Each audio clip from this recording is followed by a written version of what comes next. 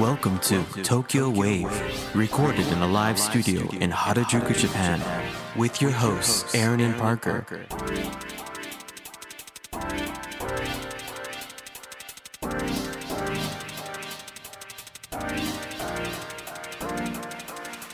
Alright everyone, welcome to episode 129 of Tokyo Wave. We're your hosts Aaron Randall and Parker Allen.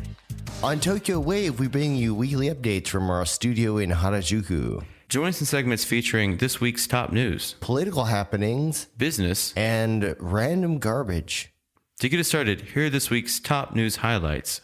Seven & I's Ito-Yokado unit to cut back stores and exit the apparel business. Lions at Japan Zoo die after being infected with COVID. Aichi governor to take firm action against Ghibli Park guests posting improper photos online. This week in Japan. Alright, so our first story. Seven & I's Ito-Yokado unit could cut back stores and exit the apparel business. Kyoto News has reported that Seven & I Holdings, the operator of the 7-Eleven convenience store chain, said on March 9th its Ito-Yokado supermarket unit would cut back the number of its stores by a quarter and quit its apparel business as the retail group presses ahead with restructuring to focus more on its convenience store operations. The supermarket operator will close 33 unprofitable or low profit margin outlets in Japan by the end of February 2026. There were a total of 126 as of the end of February. Ito-Yokado will also consolidate its back office operations with other 7 & I group supermarket operators to reduce costs as it seeks to strengthen its food business. The main supermarket unit of 7 & I Holdings, which started as a clothing store in 1920, will terminate its clothing business in the face of severe competition with specialized clothing retailers, though it will continue to sell other companies' clothing at its outlets. 7 & I President Yuichi Isaka said at a press conference, "We will continue to focus on the growth of our convenience store business at home and abroad." The decision comes as the Ito-Yokado unit posted a net loss for the second straight year in the year ended February 2022, as its clothing business struggled amid stiff competition with online shopping operators and specialized clothing retailers. 7 & I is under increasing pressure from Value Act Capital, a U.S. investment company and an activist shareholder of the Japanese retailer, to focus on its mainstay 7-Eleven business. The retail giant said in November that it will sell its struggling department store unit, Sogo and Seibu, to U.S.-based investment fund Fortress Investment Group LLC for around 250 billion yen, about $1.8 billion. To strengthen its convenience store business, 7 & I bought Speedway, a U.S. convenience store chain and gas station network, for $21 billion in 2021. So Parker, out in my neck of the woods in Urayasu, we've seen a lot of Ito-Yokado stores go away. But 7-Eleven has gotten so damn good in Japan. This seems just kind of like maybe a naturally good organic thing. Yeah, it's really interesting. Up until recently, you saw the growth of convenience stores, of course, expanding rapidly throughout Japan. Like everywhere. Even in the 10 years I've been here, or 11, whatever. And on one side of the street, there's a 7-Eleven. On the other side of the street, there's a Lawson. And on the caddy corner, there's a Family Mart. Sometimes on the left side of the street, there's a 7-Eleven. And on the right side of the street, there's also a 7-Eleven. I have that in an area in Urayasu, yeah. That happens too. Yeah. And so convenience stores have experienced this huge boom. At the same time, though, retail has been severely hit. And I think Ito-Yokado, among other retailers, are seeing the brunt of this, as more people are going online to their shopping, and less people are going into stores, especially Ito Yokado, which services, sort of the mid to low end market. For sure. And even department stores are seeing bad numbers. Honestly, like the kind of boring stuff at department stores. I mean, everyone I know who's Japanese just buys that stuff online. And when they actually go shopping, they go to like novel shops in Harajuku, for example. Yeah, that's what they should have at Ito Yokado. They should have more crazy stuff. Get people to go out there more. Yeah, wear the platform boots. Kind of like Don Quixote. Yeah, like Don Quixote, they should sell more condoms. I don't think Don Quixote will ever go out of business because every time I'm there, it's so packed. And they've just got so many wild, weird stuff and just great stuff that you can't get anywhere else. They've really just gone crazy with their offerings over the past, really since I can remember. And it just seems like the crazier they go, the bigger they get. Yeah, no, for sure. So, Seven and I, more platform boots, please. That's what the customers want. All right, and up next, lions at Japan Zoo die after being infected with COVID. The Mainichi has reported that a lion and lioness at a zoological amusement park in Wakayama Prefecture have died after becoming infected with the coronavirus, the first such case of animals dying at a zoo of coronavirus in Japan. Adventure Worlds in Shirahama, Wakayama Prefecture, made the announcement of the lions' deaths on March 9th. Park officials revealed that 2 of the zookeepers in charge of lions had COVID-19 around the same time and believe the animals developed pneumonia after catching the virus from the workers. According to the Japanese Association of Zoos and Aquariums, there have been cases of zoo animals in the United States being infected with the coronavirus, but this is the first case of infection or death at a Japanese zoo. The park explained that both the 21-year-old lioness who died on January the 12th and the 19-year-old lion who died on January the 9th had been in the facility's Safari World zone. They began to have runny noses, kind of like me right now, and coughs in early January, also like me right now, and lost their appetite, very unlike me right now, before they died. Good to hear, Parker, that it sounds like you don't have COVID, just kafunsho, yeah. Hay fever? Hay fever. The life expectancy of lions in captivity is about 20 years, making the deceased pair at Adventure World quite elderly. Post-mortem PCR and antigen tests came back positive for the coronavirus on February 10th. Interesting they did both. The park stated that zookeepers wore masks when working with other people, but did not do so when working alone in some cases. There are 21 other lions in the Safari World zone, 8 of which developed coughs beginning in mid-January, but recovered within a week or so. The 21 animals are also being given antibody tests. The park says none of their animals have displayed any symptoms. The Japan Health Ministry's Tuberculosis and Infectious Diseases Division has said that it has recorded cases of pet owners passing on the coronavirus to their dogs, cats, and other animals, but none of those pet animals included lions. Yeah. I guess Siegfried and Roy don't have a Japanese counterpart here in Japan. You know, I'm not a disease specialist, but I thought that when we got to the point where the diseases can hop between humans and animals and humans, that's when it's like really, really bad, right? Like that was like the genesis of the coronavirus, right? Supposedly. Megabats. Right, megabats. That's one of our first episodes, actually. Yeah. It came from megabats. That's right. Yeah, we it's talked not about from that. a lab in Wuhan. It's from megabats. Yep. These massive bats. So massive, in fact, they are called megabats. And now we've got mega or large lions that are susceptible to the disease, obviously. As it would seem. So a park representative said, zookeepers caring for elderly animals or animals with pre-existing conditions will take infection prevention measures such as wearing masks while working at the park.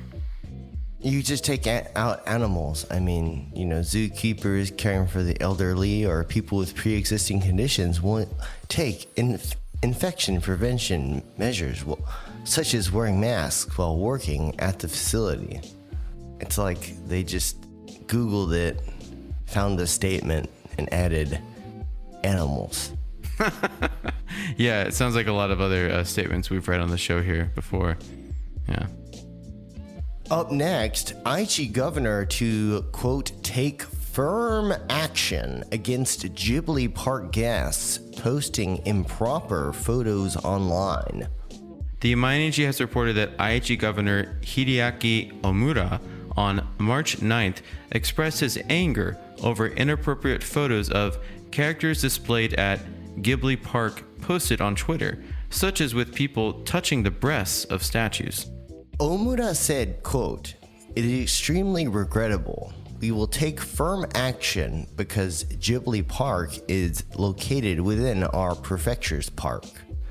He also expressed his intention to ask the operating company, Ghibli Park Company, to immediately stop any appropriate behavior by visitors if it is confirmed. Ghibli Park in the city of Nagakute was developed by the Aichi prefectural government at a total project cost of about 34 billion yen, that's around $250 million, and opened in November 2022. In the park, visitors can take pictures with statues of characters from Ghibli films. However, inappropriate photos of guests apparently grabbing the breasts of female characters and photographing the inside of their skirts were posted online. Aichi Governor Hideaki Omura, when asked about this matter at the press conference, Omura said, quote, Ghibli Park is a place for adults and children to have fun while experiencing the magic of Ghibli films. I don't want people who do things that many find offensive to come to the park. He also said, it is extremely malicious. Just like the nuisance behavior at conveyor belt sushi restaurants, it may be close to destruction of property.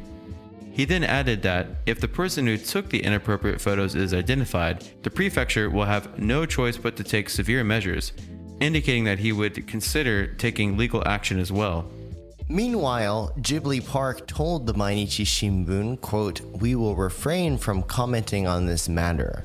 However, some people on social media have questioned the company's stance, saying things such as, don't make it a non-issue, or are they not willing to protect their own characters?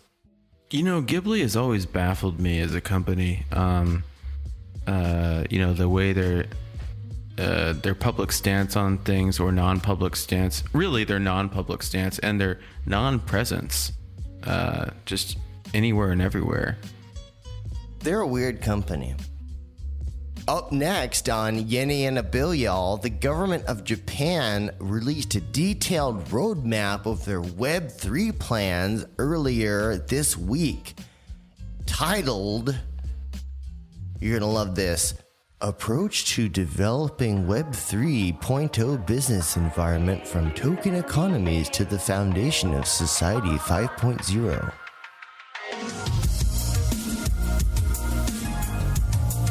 Ladies and gentlemen, you're listening to Tokyo Wave. Yene and a bill, y'all. So the paper titled Approach to Improving Web 3.0 Business Environment from Token Economies to the Foundation of Society 5.0 talks about the state of the Web3 ecosystem and policy challenges. The document provides an overview of the Web3 ecosystem in Japan and the challenges that policymakers and industry players face in promoting its growth. Aaron, is this about the metaverse again? It's kind of connected. The metaverse technically does use Web3 layers, or can or can't. There are hybrid models, there are full models as well. I think we'll get into defining these terminology as we dive into this paper. Word. So the paper highlights the potential of Web3 technologies, including blockchain, decentralized applications, or dApps, and token economies to create new business models and transform existing industries. However, the paper also acknowledges the challenges that business may face when adopting these technologies, such as legal and regulatory frameworks, technical infrastructure, and standardization.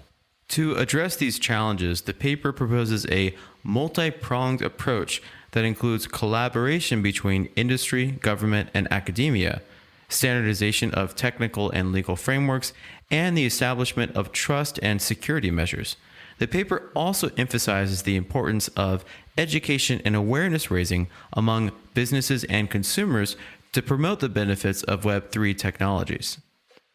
The paper also introduces the concept of Society 5.0, a vision for the future of society that leverages the power of advanced technologies, including Web3, to create a more sustainable, resilient, and equitable society.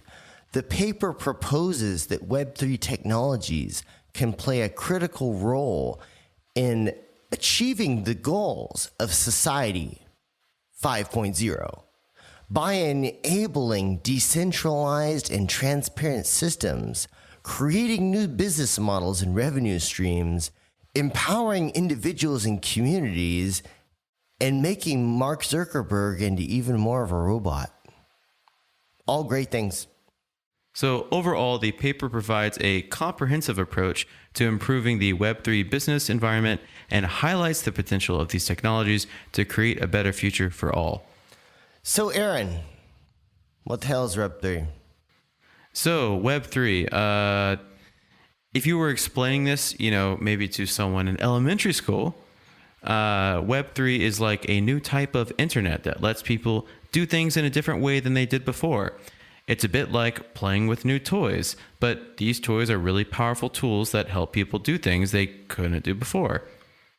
With Web3, you can make things like smart contracts that help people exchange things like money without needing to go through a bank or other middleman. This is probably the big one right here.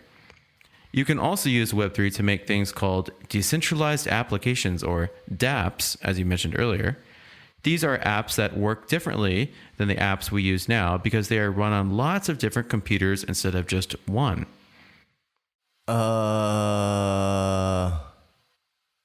Cool. Talking about cool, one cool thing about Web3 is that it's more secure than the internet we have now. That's because it uses something called blockchain, which is like a digital ledger that keeps track of everything that happens on Web3. This makes it really hard for people to cheat or steal from others. Unless you are the CEO of FTX. I was waiting for you to go there. So yeah, it's very ironic and contrarian because Web3 is all about making things open, letting everyone see exactly what's going on. However, all the big projects, all the big exchanges and a lot of other crypto projects are very scammy and have a lot of bad actors. If you talk to a developer, someone who's like excited about Web3 technology, they're excited about Web3 technology. They're not excited about the people who are actually promoting it and using it.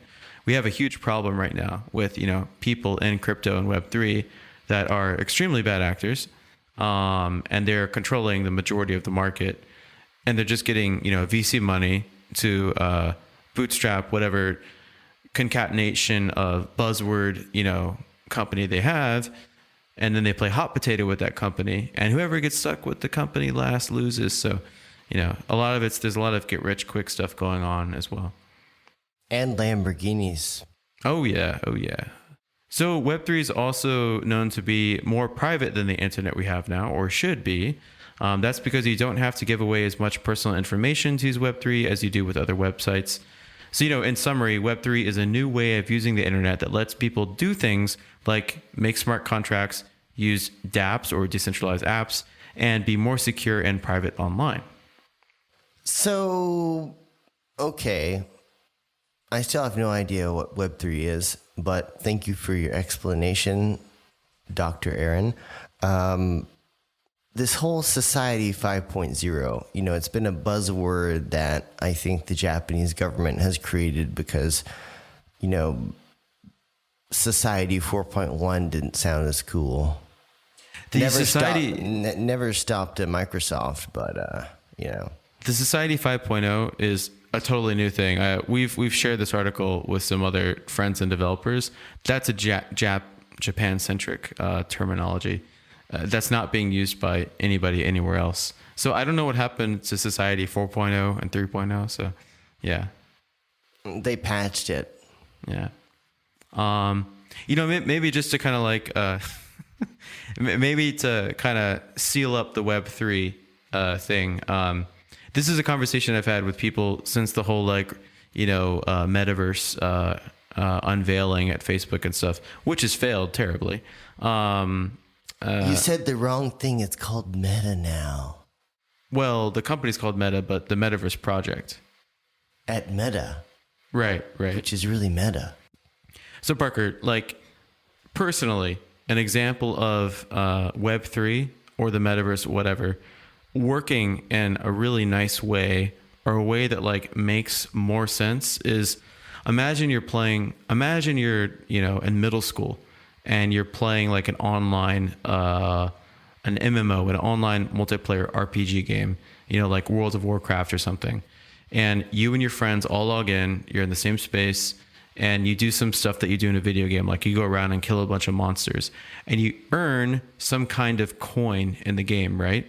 You stop playing that game, you go outside, you go to 7-Eleven or Starbucks, and the money you just earned from that game, that coin, you can use at 7-Eleven or Starbucks to buy a coffee. This is kind of like the most ideal scenario with Web3 is with Web3 and gaming in this specific case. But, but still, there's no infrastructure model or architecture that supports that exact example I just gave. It still is not come to fruition. South Park Kyle's mom would hate this. Oh yeah, for sure. So all this talk about Society 5.0, what exactly is Society 5.0, at least as defined in this paper? Right, so it is a very Japan-centric thing. According to the paper, Society 5.0 is a concept that was introduced by the Japanese government in 2016, and it refers to a new type of society that integrates cutting-edge technologies such as IoT, the Internet of Things, AI, blockchain, and other digital technologies with human-centered values to create a sustainable and inclusive society. Sounds like a Ghibli film. Yeah, it sounds like the backdrop for kind of a semi-futuristic Ghibli film. Yeah, except for it's probably what the bad guys are doing. Yeah.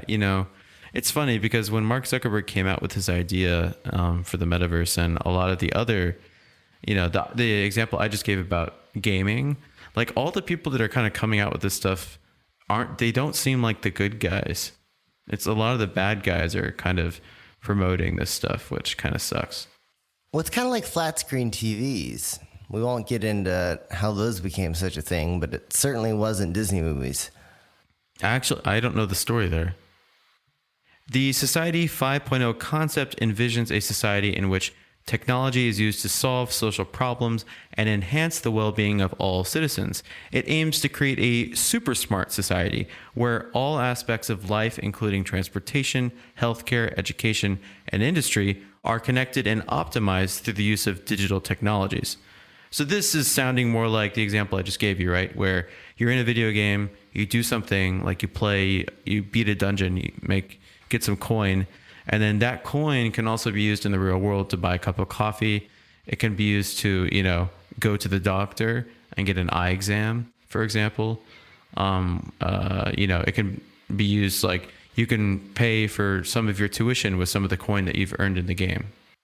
I can totally see this being the perfect excuse for playing video games at night. Oh, for sure. It's it's 2 a.m. and your mom knocks on your door and she's like, "It's 2 a.m. Mom, stop playing video games. I gotta get more coin so that I can pay for my eye exam. Mom? The interesting thing with the example I gave is it's not working. I gave that example to try to simplify things, like earning coin in game, using that coin to buy other stuff in the real world. Our frequent contributor, Matt Ketchum, pointed out to me today that, there's a psychological issue with gamers earning actual money in the game, because you're turning something very fun into a financial product, right? And when you do that, people that like games and are just there to have fun move away from it. They don't like the product anymore. And then the people that move in are people that are trying to take advantage of the product. So, if you could imagine a game that actually rewards players for playing it, people who actually like video games will move away. And then probably a lot of bad actors will move in. They'll write Python programs to make it so that they can run 100 instances of the game at the same time to earn as much coin as possible, for example. So it doesn't really encourage, we don't have a good model yet for any of this stuff, in my opinion. Yeah, like that famous rapper once said, it's all about the magic internet money, baby. So Parker, this roadmap coming out from the Japanese government is kind of surprising because, we know that Japan is kind of low-tech IT literacy country. It is really behind in software development, which, is proven by the amount of grants that they give out for people to become software developers here. Web3 is kind of like the newest thing in software dev. There's a lot of very talented software developers that don't know anything about Web3 because it's so damn new. And, we're uncovering new stuff about it every day. So for the government of Japan to publish this 70 plus page paper on all these very specific items about Web3 is a little shocking. Because if you got a country that, we both know is behind tech-wise, but they're just almost putting like a stake in the ground and being like, hey, we know this is a thing and we're going to regulate it and here's how it's going to work. So, I would say to the developer and crypto community globally, this is pretty big news. Well, indeed, the paper suggests that Japan is positive on Web3 and NFTs, itself recognizing the potential of these technologies to create new business models and transform existing industries. The government has also taken several initiatives to promote the adoption of these technologies.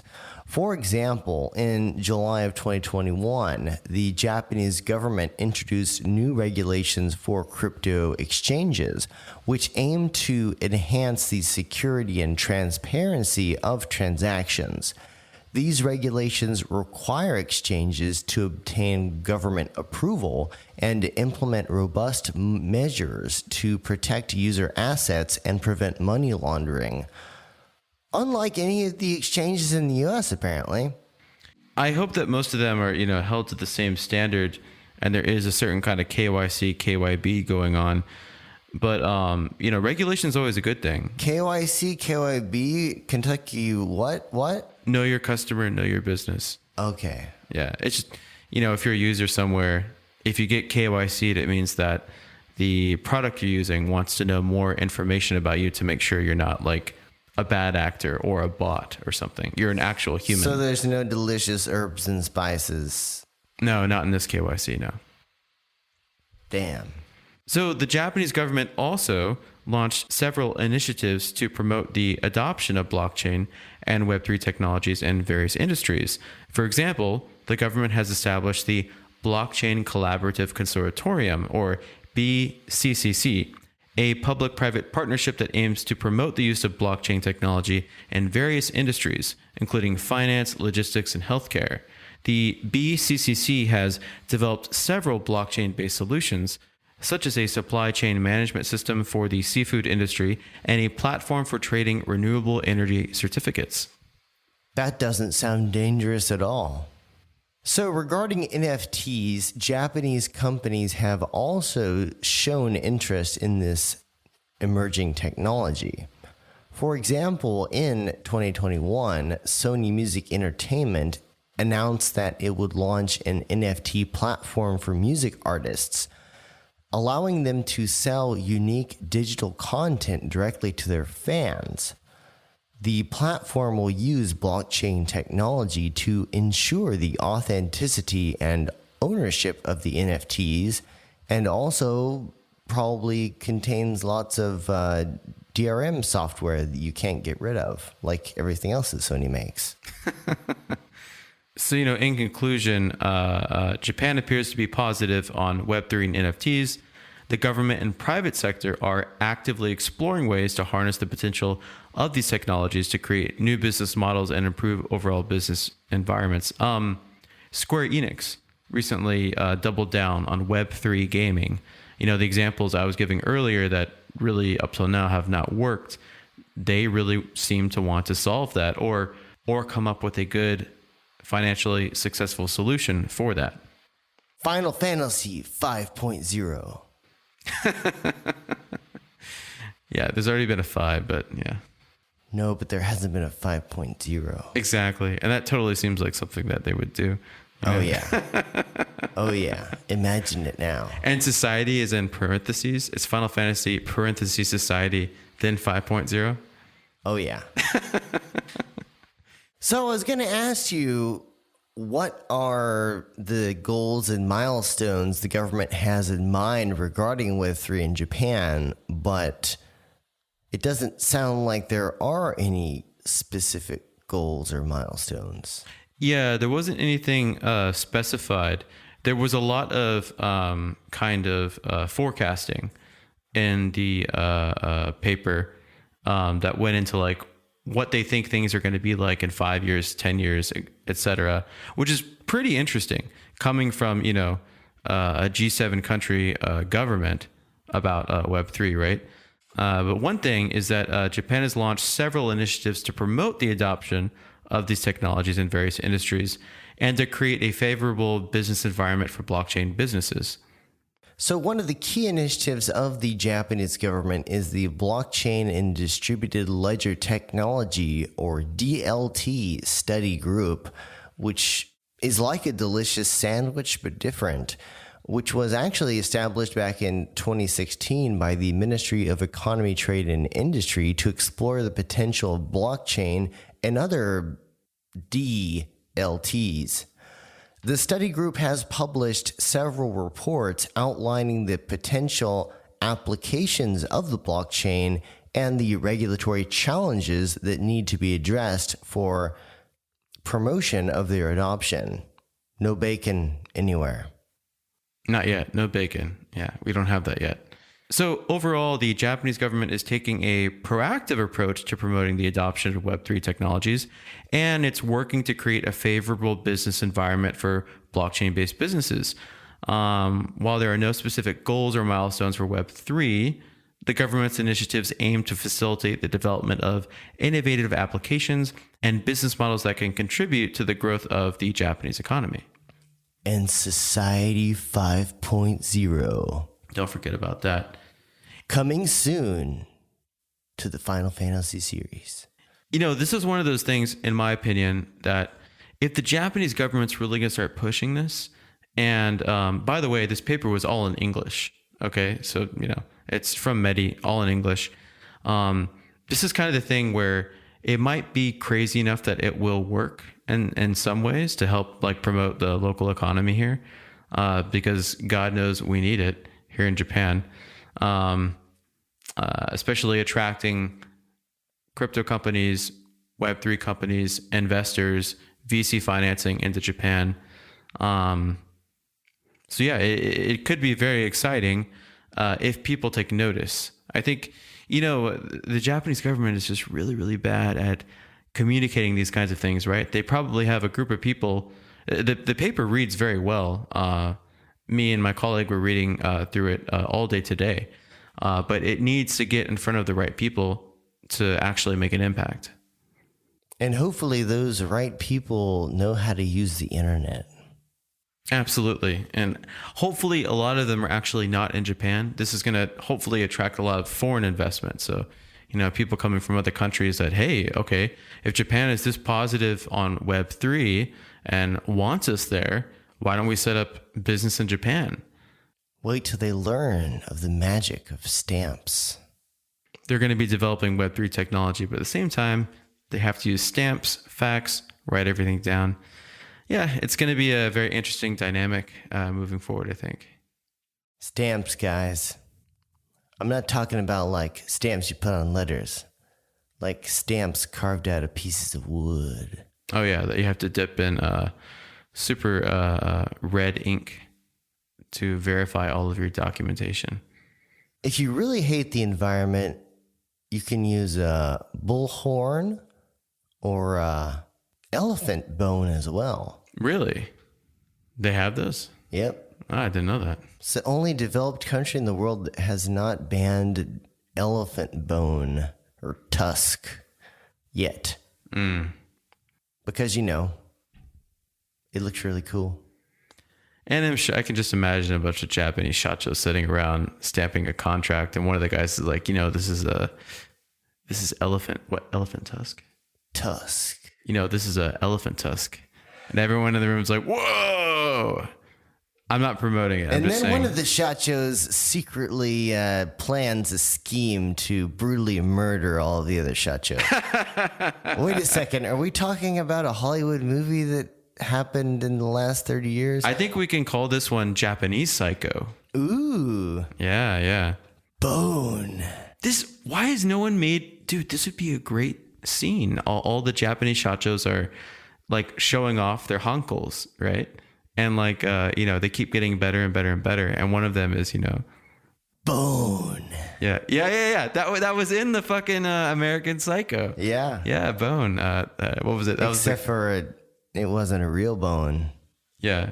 This time, it would be. Yeah. That would be wild. A real bone.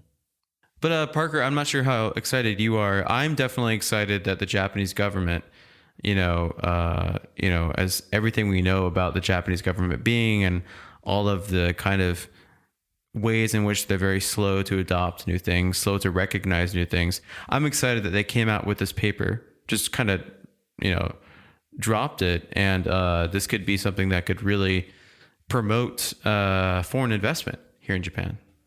Yeah, I think it will come down, though, to how well it's accepted at a higher level, and especially how less proactive agencies and especially more traditional and money-hungry agencies like the Ministry of Finance pick up on these technologies.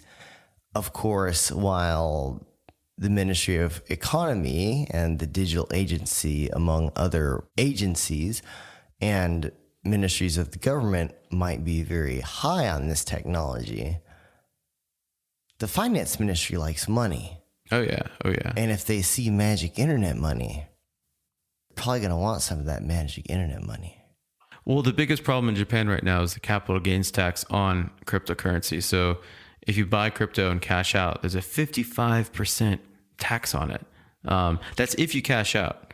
But like a lot of the Web3 enthusiasts today are saying, or they're trying to build systems in which people are not incentivized to just cash out. It's not like you're buying this coin because you want to get rich quick in like USD or, JPY, whatever. You're buying the coin because it has some kind of utility, like you can use it different places. So it's like gambling.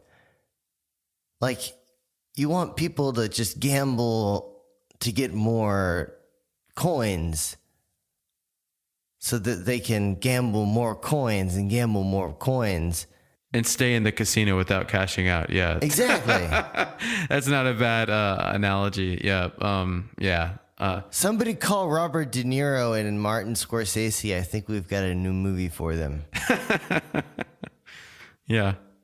I mean, crypto casinos are a thing. There's a lot of crypto casinos out there worldwide. Again, Scorsese, I hope you're listening. Hey, listeners, that's right. You listener right there.